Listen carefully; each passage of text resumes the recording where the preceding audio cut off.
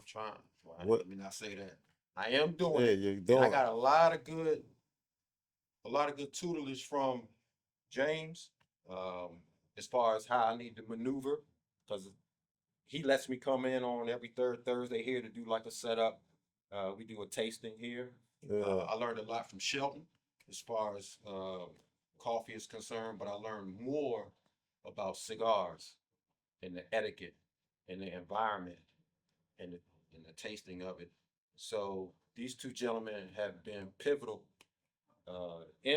in my bro. success as far as this coffee game is concerned. And if you don't have someone that you can listen to, if you're not able to listen to someone who has done it or knows about it, you more likely gonna fail. Man, that's solid advice right there. That's 100. You know what I'm saying? That's what my dad always told me. You learn more shutting your mouth as opposed to trying to talk all the motherfucking time. And there you have it. You hear me? What are some obstacles that you face within this cigar space? Well, I'm kind of fortunate in that because I just my perspective is different. I just been having so much fun. Yeah. So the hardest part was the first development of the first cigar to find a cigar that I liked that was the favorite cigar for me. That's what I was on because people gonna change their flavor profile all day. Your palates change, but I knew that if I put all my heart into this project and nobody bought it for something. I've seen cigar companies go out of business because somebody said something they weren't supposed to say, like Gurkha. One little One bad statement, statement to you take you could lose. down, buddy. Right. So, but at the end of the day, I felt great about it because once I completed something that I really enjoyed, it didn't matter to me if the world smoke it or they don't smoke it. I know I got it, right? And I'm a Mhm. smoker. So, fortunately, people enjoyed it. So then we go to the next level, and I listen to what everyone say. They may have said it's too light for the market. The original market I was in was like boaters and golfers who like to smoke very light cigars, so it fit in perfect. But then we went to a Cuban based cigar for the medium, and then we went into the full body. I went and got some tobacco from Indonesia, Oh, and made sure we used the top leaf to make it nice and strong, but not heavy like that you feel weird, right? mhm. And so I just take my time. It's just like any kind of art, treat it like art, and we having a good time. So no obstacles, really. It's just like, of course, customs gonna be customs. So I just knew what that was gonna be. Uh, Tariffs gonna be whatever it is. We just gonna add it to the price. Like those things don't really bother me. It's more having fun with the creative process because I started out hustling, so that part ain't gonna be a problem once I get the product. Yeah, I'm you selling know how other to people's product, make it right? shake, man. You You know know what what I'm I mean? saying? Yeah. So it's just like one thing about a person who got a sales hustle in them. Everybody is not a salesperson, That's very true.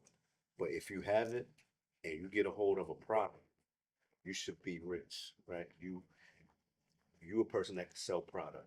Yeah, If you get yourself in a situation that you would create a product that's yours that you could leave to your children and stuff like that, and you already know you're gonna hustle it, even harder.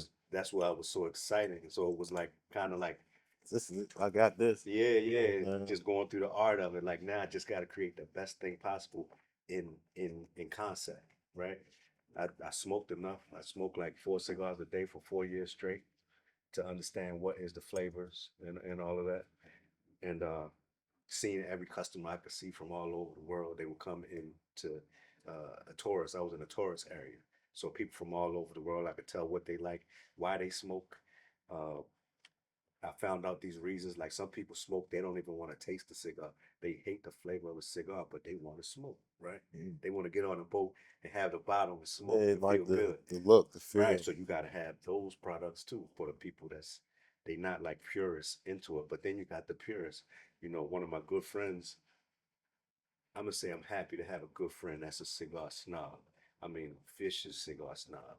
Um, He gonna keep you on your game. he gonna keep you. I could tell. I listen to what is he gonna say. with this because Yeah. that's part of You the gotta surround yourself with people that yeah, you yeah. know. I was in a lounge with him one day, and I was just starting to smoke, and the cigar, the flame got up to here, right?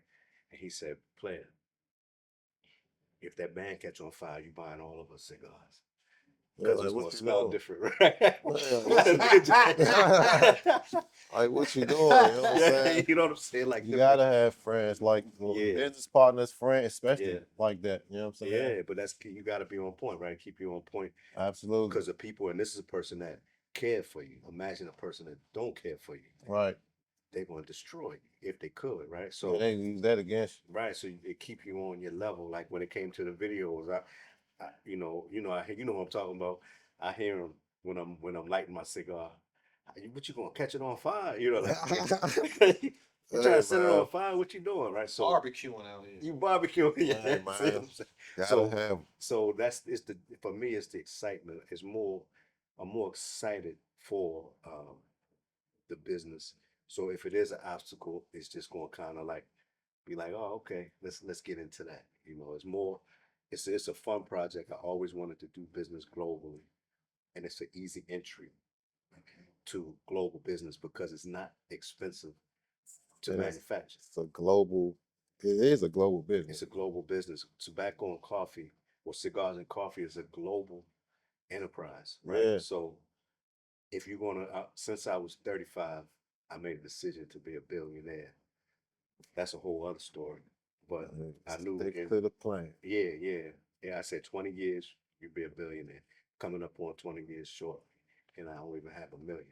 But I'm still confident because I can see what it is. See the vision. But the point of it is, in order to get into that level of income, it's got to be global. Your plate got to be bigger. You can only eat so much on this little plate, no matter how much you stack, right? Mhm. So when we get into the global economy and the networking that you get from just off of this cigar, like the meetings that you have and the people that you meet, and they smoke cigars in South America, all of North America, Africa, Europe, Everywhere.